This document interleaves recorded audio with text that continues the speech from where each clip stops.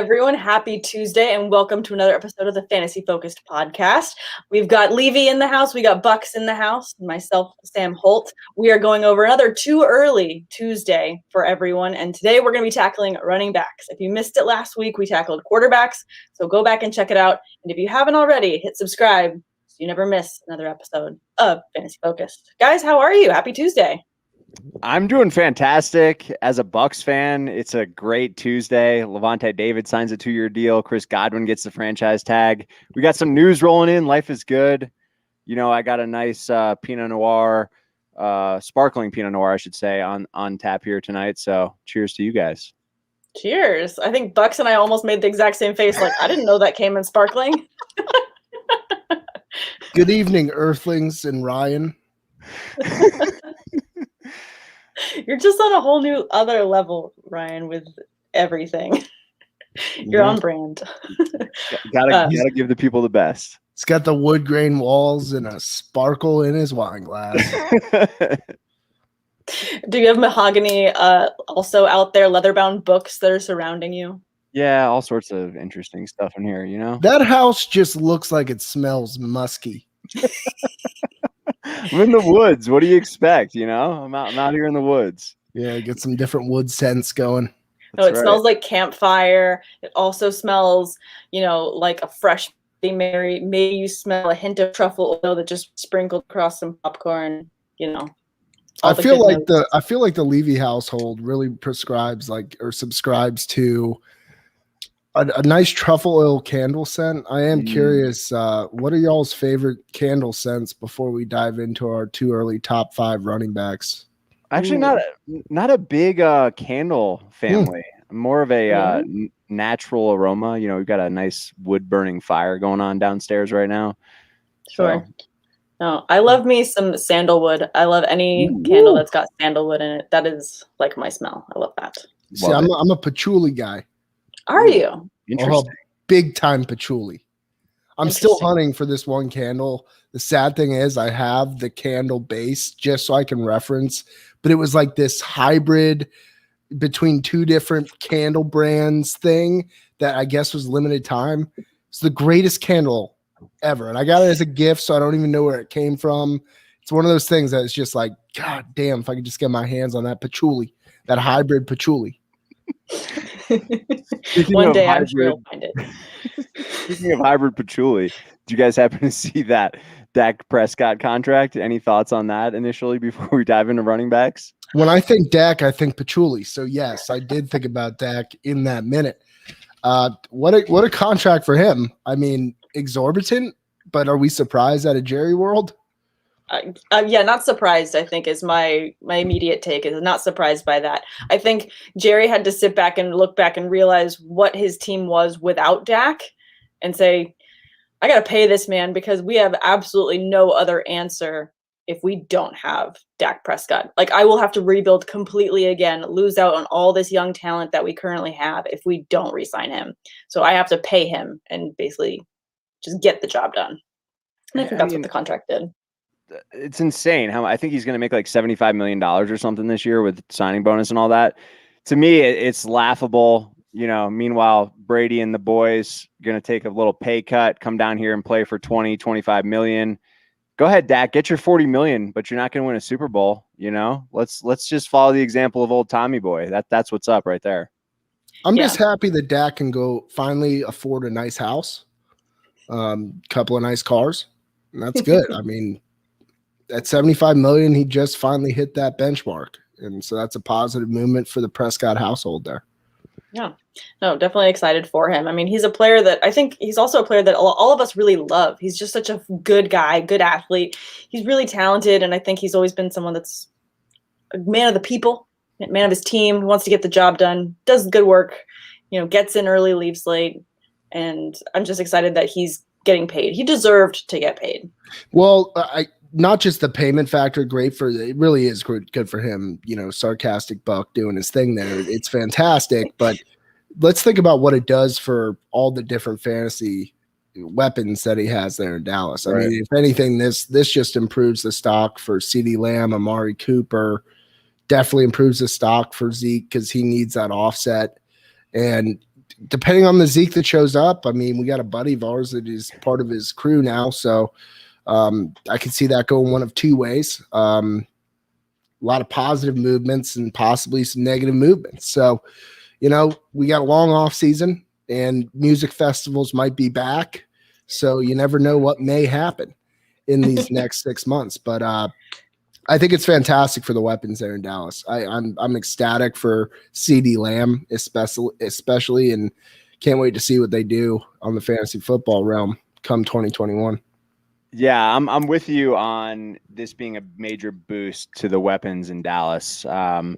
Part of me wanted to say this is going to be a big thing for Zeke, and I was going to reference that as well. I am a little concerned about how much he's been partying this offseason already. So that is some inside information for you. I will be fading him a bit. I do not have him in my top 5, even with Dak returning. So there's my sleeper or a little hint into my top 5, I should say. But I do not have Zeke in there. But I think he's a guy you can get some value for this year for sure. But let's talk about real quick some of the other guys, Sam, that you said were franchise tagged.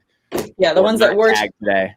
Yeah, the ones that were tagged were Chris Godwin. Sorry, Knox is currently trying to fight off a moth, so I apologize for the noise that he's causing in the background. I hope he loses. He doesn't. He catches every single fly or moth in this house and he eats it. He's weird.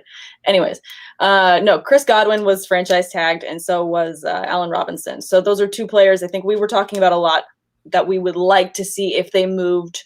There were plenty of places we would love to see them. I think we were talked about Godwin joining Aaron Rodgers with the Packers. That would have been a great move. But Levy, I'm sure you're happy with him staying put. Oh, I'm pumped. And like I said earlier, the Levante David move was big for me. But a couple guys that didn't get tagged, Kenny Galladay, Hunter Henry, Aaron Jones. We'll see if these guys get re-signed. But I don't think Galladay is going to get re-signed. It sounds like they're rebuilding up there. But I'm interested to see what happens with these guys.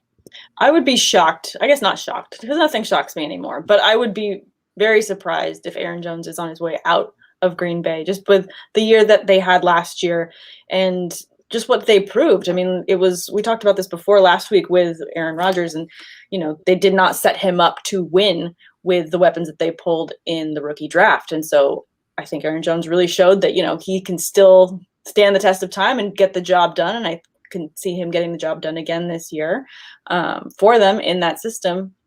But if he moves, that's going to suck. I'm actually stoked about Allen Robinson, to tell you the truth. I think even with some ridiculously up and down quarterback play, the guy has shown, he's such a good route runner, great hands, and he put together a great season there for the Bears. I'm glad to see him stay there. I'm excited about his future. Yeah, I'm a Robinson fan too, for sure. For Jones, though, for me, I hope he stays. He finished last year as the number 5 fantasy running back, and he didn't even get what we would consider a full workload, I guess. There was a lot of shared touches in that offense, and he was still that effective. So hopefully for fantasy purposes, he stays, but we'll see what happens. It could go either way with Jones, in my opinion. I'm not sure. They're kind of at a weird little juncture right now. Plus, they got Sam's boy, A.J. Dillon.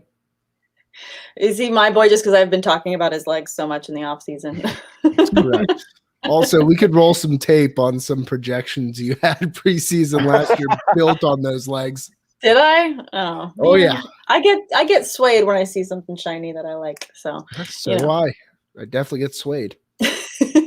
Let's jump into these running backs, though, since we're kind of circling the topic. We've talked a little bit about Aaron Jones and Zeke Elliott. It is interesting that you guys have this little inside look to the back end and have your own personal reasons why you're going to be fading Zeke. But let's start off with our number ones right now. And mine's not going to be surprising. It's Christian McCaffrey, hands down PPR format. I'm guessing we're doing this PPR format. Right. It's going to be CMC. Doesn't matter who's under center. Doesn't matter what's happening. As long as he's healthy, he's the number one guy. And if you've been seeing his offseason training, he's ready to go now. He could play now.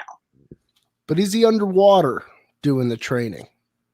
He's not underwater. No, he's running. He's running on turf. He's running, making moves, making cuts in the gym. He's doing it everywhere. I want to see him jump out of a pool. What I'm saying is he all of a sudden makes this advertisement going into last season where he's running at the bottom of a pool with a plate. He's got a 45-pound plate. He's running at the bottom of the pool, gets injured.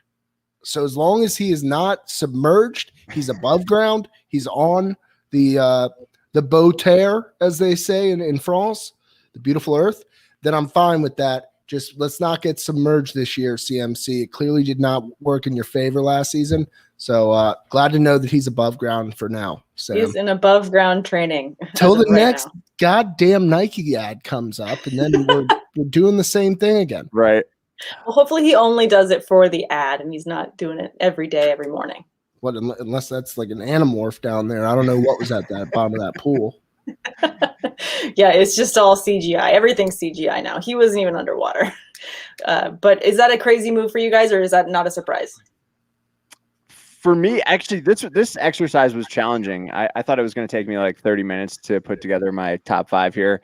And I scratched out several names because it was interesting to look back. Like, you know, David Montgomery finished last year as the number 4 running back. And I'd honestly be surprised if any of you guys had him in your top 5. I am curious to see how that shakes out. And originally, I'm not going to lie, I had Saquon near the top of my top 5 as well. But then I'm looking and I'm like, you know, the Giants have the 11th pick. Are they really going to be that much better next year? I mean, in terms of that offensive unit as a whole. So I dropped him as well. But long story short, I do have McCaffrey as my number 1. It was tough between him and Dalvin for me. You know, I'm a Dalvin guy, but I do have McCaffrey as my number 1. Yeah, no, I get that. I totally see McCaffrey being a valid number 1. I had Dalvin Cook. I believe in Dalvin Cook. He just needs to stay healthy, and when he's a healthy player, offense runs through him. And I think he can do just about everything as good, if not better, than McCaffrey. And I think it's all about keeping that health and maintaining his focus throughout 2021. I just think he's an explosive player, and I think he continues to build on the strong 2020 that he had. Yeah. One thing I want to say real quick on Dalvin. Look, there was 8 guys in the league last year. I mean, running backs were down last year. Yeah. 8 guys that had over 1,000 yards, and only 2 guys had 300 carries, and it was Dalvin and King Henry. So for me, if I'm going to invest a first-round draft pick in a running back, I want a guy that's getting 300 touches. So I'm with you, Buck. Get the rock. So wait, Bucks, was Dalvin your number 1, or is CMC your number 1? Dalvin's my number 1. McCaffrey is my number 2.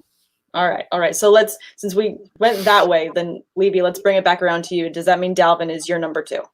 Yeah, you know, go Noles, no-blooded, Florida State. I love Dalvin. I would love to see him play 16 games. If he plays 16 games, I think he's the number 1 running back, because in PPR formats, unfortunately, Derrick Henry, you know, what did he catch? 19 passes last year. He's just not going to catch a lot of passes, even though he's going to run for 2,000 yards and get 350 freaking carries.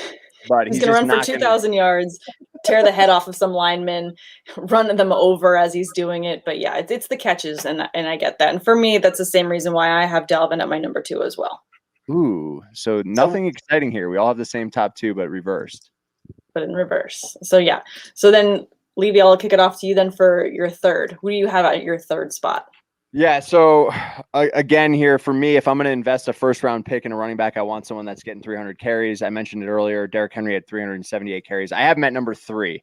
So unfortunately, my top 3 is nothing exciting. If you're tuning in live right now, it's CMC, Dalvin, and then King Henry. For whatever reason, Derrick Henry seems to be like number 5 on a lot of people's boards, but I don't know why people sleep on this guy. Maybe it's the catches thing, but look at the production. I mean, he still had 17 touchdowns. This guy is an absolute machine. So I've still got Derrick Henry at number 3. Gotcha. Bucky? D. Henry, number 3. Derrick Henry. Yeah. Maybe, you know, running backs, this is the thing. Like this past season, we lost out on a bunch of them due to injuries, due to COVID. There are a bunch of stuff where we drafted these running backs super high, and most of them we didn't get to see play the way we normally do. But I'm also going to be on the Derrick Henry train at number 3, because you just can't stop this man. He's a train. Like, I think that the trainness and all of his carries and just the volume that you get there outweighs the carries. So then for number 4 for me, this probably isn't even a sexy pick either, but going back to catches, I have to go with Alvin Kamara. just the volume that he sees there. And I think maybe he might fall out of your guys' top 5 just because of the question mark of Drew Brees. As of right now, for me, I have him at 4. We'll see what the quarterback situation is and if I drop him later. Yeah. You're making a face, Levy. No, this is just one of those things that I had him in my top 5. I mean, he's a lock as anyone to get 81 catches. I think he had 83 last year. It's weirdly consistent. But yeah, I mean, the QB concerns there are real for me. Like, I mean, is it Jameis? Is it Taysom? I don't know what it's going to be. Is it going to be like Deshaun Watson? Is it going to be Russell? I mean, who knows? It's too early to tell for me. And I just don't have the warm and fuzzies with no Drew Brees there with Alvin Kamara because he's not a 250 carry guy. Yeah. And it depends who's under center for me. So right now on March 9th, I do not have Kamara in my top 5. I will say if it is Winston, one thing we do know of Winston, and I'm pretty sure you know well, is that there's a lot of volume with him. So even if he's throwing to the other team as well, there's still going to be a lot of volume. And for that very reason, little volume within 5 yards of the line of scrimmage, though. No, James but you never know. Go back and gun it. He'll try and dump it off, and I think that Kamara is just that divisive of a player. Levy, I thought you made a good point there with just I think it's anyone but Drew Brees. It doesn't matter who you spot in there. I don't think the number of targets is going to remain consistent with the average over the last 3 seasons with Kamara. I just don't think that's in the realm of possibility with any other quarterback but Drew Brees. You get that savvy nature. We're getting this new breed of quarterback in the NFL. Guys that can break the pocket, make plays with their feet, and then find a man further downfield. Now, that's not to say Kamara can't stretch a defense, especially on a scramble play. Fact remains that Drew Brees, option 1 or 1A, 1A or 1B most plays was Alvin Kamara, or it's between him and Michael Thomas. That will change. We saw that change with Taysom Hill when he took his snaps, and I share the same concern. So Kamara is outside of my top 5. But I understand the pick. I'm just going to tend to be a bit more, and it sounds stupid to say it, aggressive with my picks with the running back position on upside, and not looking towards the past or not looking back at the past, but looking more towards the future. And based on kind of that foundation that I saw built in 2020 for some of these younger running backs, I think you'll see that here shortly. That's fair. I like the assessment. Yeah, for sure. So Bucks, do you want to take the number 5 then? No, I have number 4 up now. Oh, you're number 4. Yeah. All right. JT Money. Ooh. Jonathan Taylor. I mean, go ahead. Go ahead. Sure, yeah. Stretch run. Let's hear the argument. The stretch run was just unbelievable. I mean, the guy was unstoppable. The last five weeks of the season, was it? Yep. You couldn't touch the guy. And they finally got things together, got a little more health on the offensive line, and you saw what happened there. Things are going to be shifting up a little bit there. But I think a new quarterback actually helps Jonathan Taylor.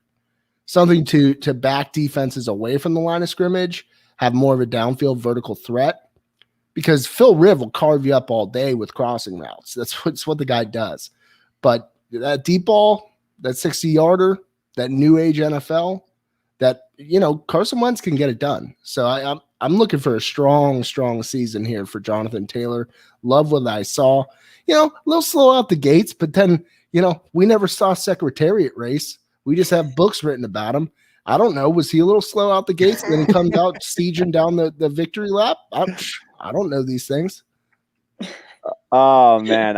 I love this pick, Buck. I mean, the only guy that you could probably argue that was just as strong down the stretch was the guy I mentioned earlier in David Montgomery. So both those guys were unbelievable and won a lot of people fantasy leagues this year, or this past year, I should say. Oddly enough, I have JT as my number 4 running back as well, Buck. And I thought I was going to be in the minority there. I didn't think either of you were going to have him in your top 5, but you hit the nail on the head for me. I think Carson Wentz is actually a pretty big upgrade over an aging P. Riv. So I am curious to see what they do at the wide receiver position there. I don't know that T.Y. Hilton is the guy anymore, the deep guy. I know they've got some other young options that are pretty appealing there, but I am eager to see if they add another number one in that offense. I'd like to see that. I love the defense. They're gonna rely on JT. I hope they give him more targets. I know he caught 36 balls last year, but Nyheim Hines caught like almost 60 balls.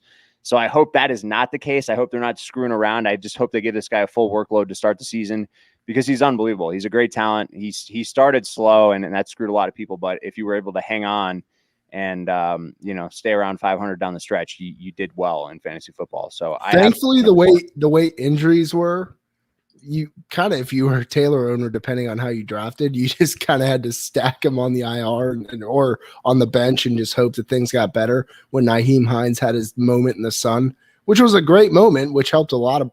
If you drafted JT and Nyheim Hines, which I'm thankful I was able to do, that did help propel you. But then playing that dice game in the middle of the season, that wasn't fun. And then It was great down the stretch run, just being like, yeah, JT, are you with me? Get that money. Yes. Love it. Love that. No, I think that he's a great pick too. I mean, he's near the top, and I guess maybe mine is not that crazy because you've talked about him a little bit for my next pick, because we're going on to number 5 now. But mine is David Montgomery. Probably a big surprise, but I think he surprised all of us last season when he still had great success given the quarterback situation that he was dealing with. And I think that it's still going to be a run-heavy offense, and he's still going to have a great amount of volume. He still had fantastic receptions, too. He had 54 receptions for 438 yards. So you love that, rushing over 1,000 yards. I think that's just a solid chunk of volume there to round out just the top 5. I love this pick. Yeah? It's a great pick.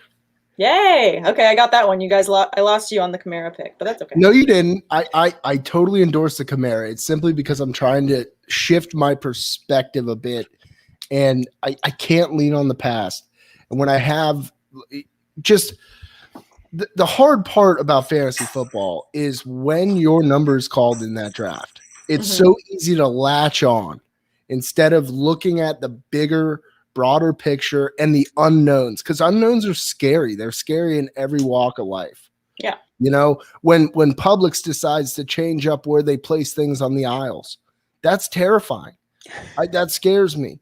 But you fight through it. You find the item you're shopping for, and you just grip it and rip it. And there's no self-checkout at Publix. So the problem is when I'm going through there with beer 3 times a week, I feel judged. But I face that fear every single time. And so I'm trying to shift it around a little bit to where I can feel comfortable being uncomfortable, something that I coach my people on all the time. It's about comfortability in an uncomfortable situation, knowing and believing in yourself and your draft strategy. So that's what I'm doing this year. I break bad, harness good. Up, love that. Down. I just hit the microphone around. Locked and loaded. You really, I am very proud of you, man. You evolved in 2020 as a fantasy player. You had a great year, man. And so I applaud you for sticking to your guns and your strategies. Thank you, sir. But I totally like the David Montgomery pick. I'm not going to be on the Montgomery train at number 5, though. I got a couple other tricks up the sleeve. But Levy, I want to hear yours. Yeah. Yeah, so I crossed this out like 6 or 7 times. I debated on Ekeler, with the injuries last year, but this guy's never carried the ball 150 times in his career in a season. So I just don't want a top 5 guy. He's going to catch a lot of passes. There's no doubt about it. I think Ekeler's going to have a big season, and he's a guy you can get in hopefully the 3rd round. I got him in a lot of leagues last year in the 2nd round, and it bit me in the ass. So you guys know I like to hold grudges, so I probably won't be drafting Ekeler in the 2nd round. Other guys, until Aaron Jones lands, I don't know what to do with him. I debated Kamara, I debated Zeke, but ultimately I landed on a guy that is on the team that finished 3rd in the NFL in rushing last year with 148.4 yards per game. You guys know I love me some Chubb. He only played in 12 games last year, still ran for 1,067 yards, 8 touchdowns. I'm not really concerned with Kareem Hunt because when Chubb was healthy down the stretch, it was his backfield. It's clear. Kareem Hunt is still going to catch passes, obviously, and he finished, I believe, at number 10 or 11 in PPR formats last year himself. A lot of that was due to the fact that, he ended up with 198 carries, but he still only had 38 catches. So I'm gonna go with. I hear knocks in the background there. I'm sorry. I'm gonna go with Chubb. That's my guy. I like this offense. I like this team, and I just think for whatever reason he continues to be undervalued. And if you can get him as your RB2, if you're drafting towards the back half of the first round, I love Chubb. So I like Chubb quite a bit. I don't have him in the top 5, but it was hard for me to leave him off of it. Totally believe in what they're doing there. I think they have good leadership in Cleveland, and Baker really put it together. I'm on board with that pick. And honestly, I don't care how many running backs they have there. They set the pass up with the run, and that's what they're going to continue to pound. I'm Team Chubb. He's my number 6. Okay, Yeah, let's go. no, I think that's a good spot for him as well. Sorry, Did he's Knox just take down an entire a blind set or something like that. yeah, he's playing in the curtains right now. Love it. I Can hate always him. tell. But I like that. I see you, Victor, there in the comments. Yeah, Knox agrees. I think he also likes that pick. Chubb is a downhill runner, just like Knox apparently. Yeah. And I'm sorry. I know. And the problem is if I close the door and leave him out, he would just scream at the door, and I'd have to let him in anyways. So no, I love the pick of Nick Chubb there. I think that Chubb kind of is. Maybe because of the top half of these running backs, we didn't talk about Saquon, and I think because a lot of us are very hesitant on him to start the season next year. Zeke, you guys have your personal grievances. No, I'm not a personal thing. It's no, but I'm the same way. I don't trust in Zeke to have a full season, to not make a stupid mistake in the summer. There's a couple reasons why I'm not going to take that risk on him. But we'll know by August, hopefully, or just crazy music fest going on. And then we got a major issue on our hands. I know. Apparently Disneyland is going to open up next month. What is it? Lollapalooza? Lollapalooza? Lollapalooza. Or Coachella. I do want to say with Saquon, I actually had him at number 2, and then I was like, what am I doing? I just don't believe in this offense as a whole. I believe in none of it. I believe in Saquon the player. I don't believe in the situation, and it kills me to say that. But doesn't a part of you guys think he's going to have this AP type bounce back season after a major injury and just come out and dominate? And if you can get Saquon as your RB2, depending on how he falls in his ADP this year, that's what I'm looking for. I want to get Saquon in the 2nd round this year and just squat up. Yeah, no, I agree. I think that, it's when you're weighing out that risk, I would rather wait on him and just see where he falls and not take that risk. And then if people go and take him early, I'm going to be fine taking someone else later, like a Nick Chubb, who I know is going to fall to maybe the first part of the 2nd round, the very end of the first. And I like that value there better. There we go. Yeah. All right, Bucky, round us out. I mean, this is simple. It's the cyborg Frank Gore. It's simple, mathematical, really. He will sign, and he will gather 650 yards, 2 touchdowns, and pretty much be the pride and joy of your stack of running backs on your bench. He will motivate all of your bench players to be better, and he's a guy really high ranking, but truly undervalued in my eyes. Yeah, I agree, but I don't know about 5.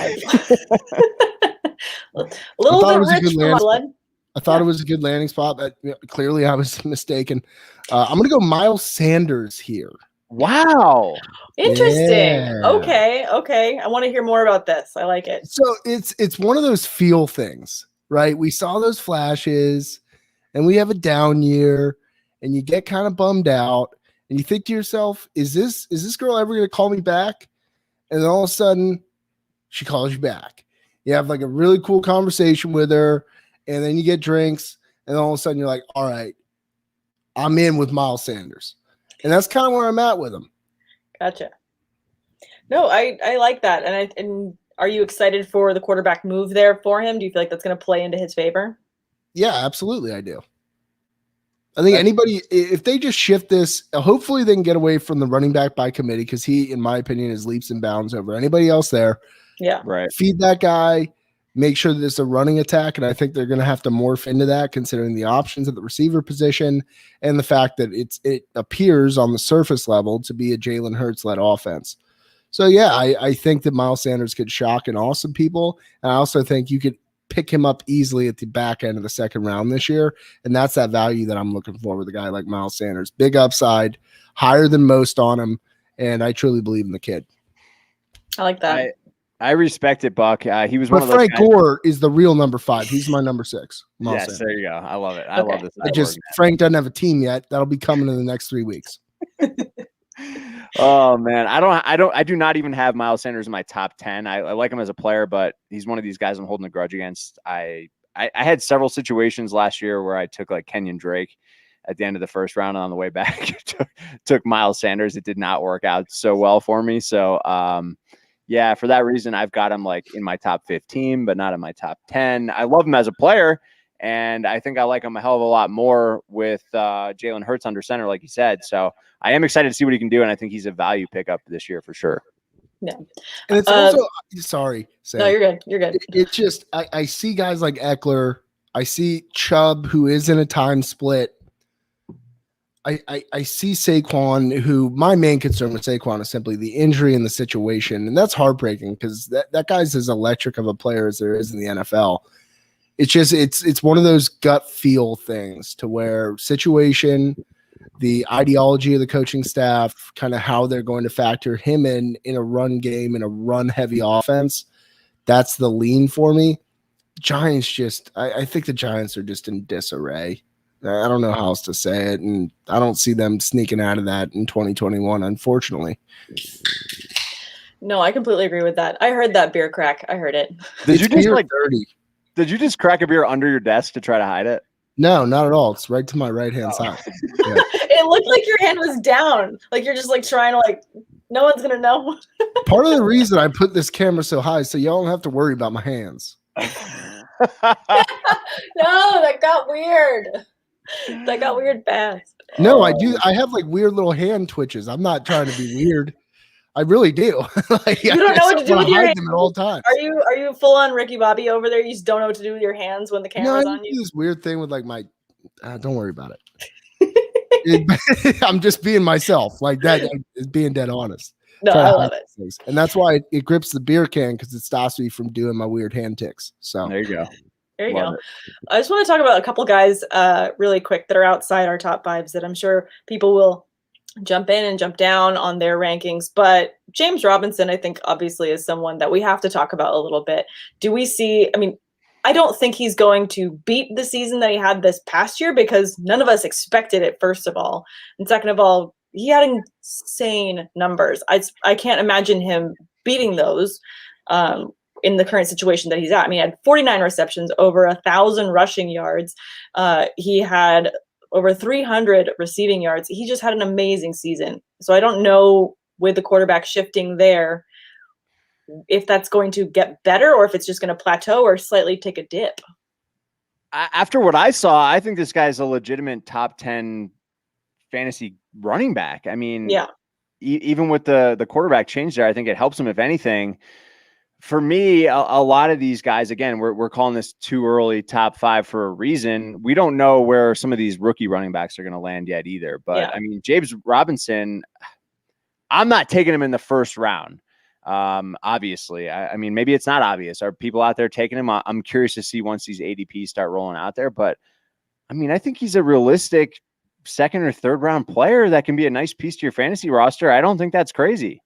No, I don't think it's crazy either. I mean, I would love, back half of the second round, James Robinson grab, if he happens to fall early third round. I love that. And then if you take that into consideration, maybe taking like CMC or Dalvin Cook early on, and then he's your running back too, that would be, just magic.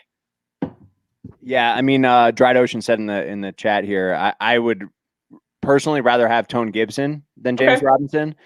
I mean, he's just a tank. I love Antonio Gibson. Oh, Tone Gibson is one of my top 8 guys. He's sliding into the 8 hole. I got him at like 10. Yeah, he's kind of circling that 8-10 for me. But yeah, good to get your guys' temperature on that. How do you think Washington's going to look next year? Not sure.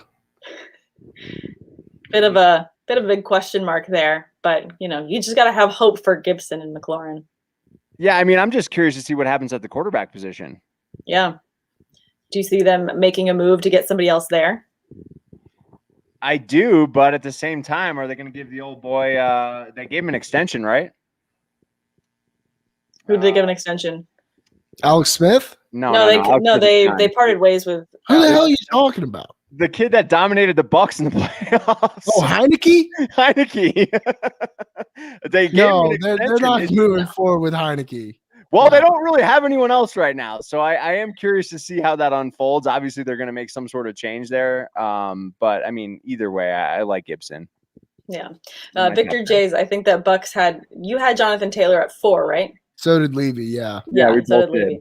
And then for Ekeler, is he still inside your top 10? That's really tough to say, and I'll say this: their coach compared the new offensive coordinator there. Compared him to Reggie Bush and Darren Sproles. That's not great for fantasy output. If that's what he sees him as, instead of a guy that can get the bell cow share of those carries. Yeah. Plus, there's some good depth behind him, really. So I'm just not high on that split there. In Los Angeles, I'm working on it. Los Angeles, yeah.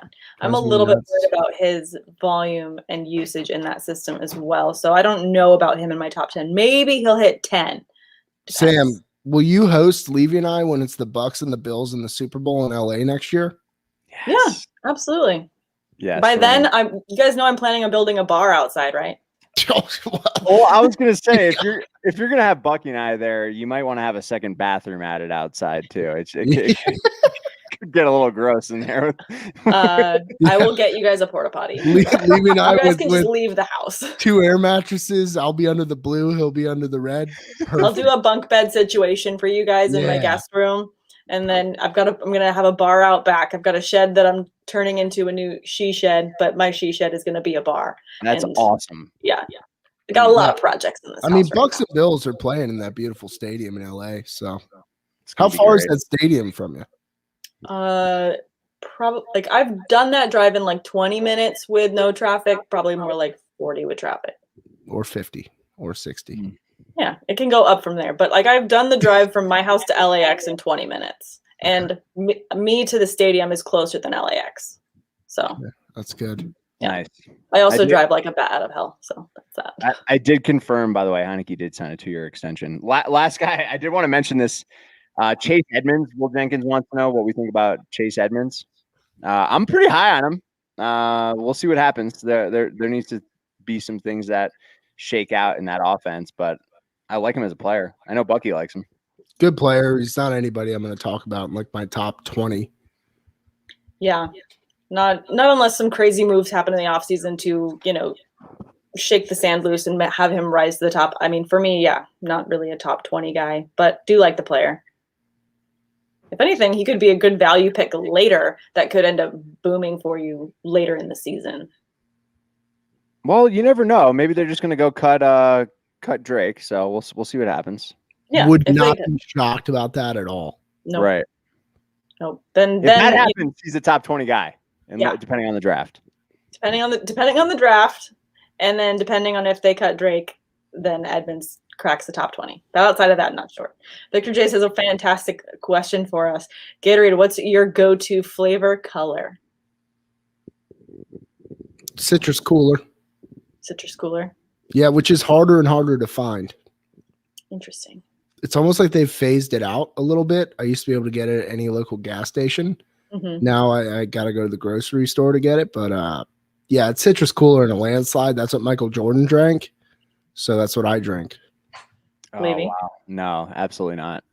This is very easy for me. Shout out Dio. Orange is a close second for me, but there's no doubt about it. It is the blue Glacier Freeze, not to be confused with the Cool Blue, because the Cool Blue makes me nauseous. Cool Blue is disgusting. Yeah, just a terrible decision to release another blue flavor in general. But give me the Glacier Freeze, the OG Glacier Freeze.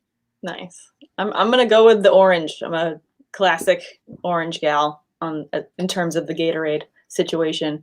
I like the citrus cooler. I like the orange second, and then I like the Riptide Rush, which I believe is the purple that Victor is referring to. Okay. Yeah. Tastes Red like Gatorade, okay, Fragger. The problem with the red Gatorade, it's the only Gatorade that you wear for an entire day after you drink it. True. You cannot get that red out of your tongue to save your life. That's or true. your lips, or in my case, all over my body. Right. All over your white t-shirt. Yeah, red's a mess. Yeah, it's not good. For sure. Is it that red dye number 10 that's like, chemically created kind of red dye? I'm not sure, but in closing, I want to sign off on this.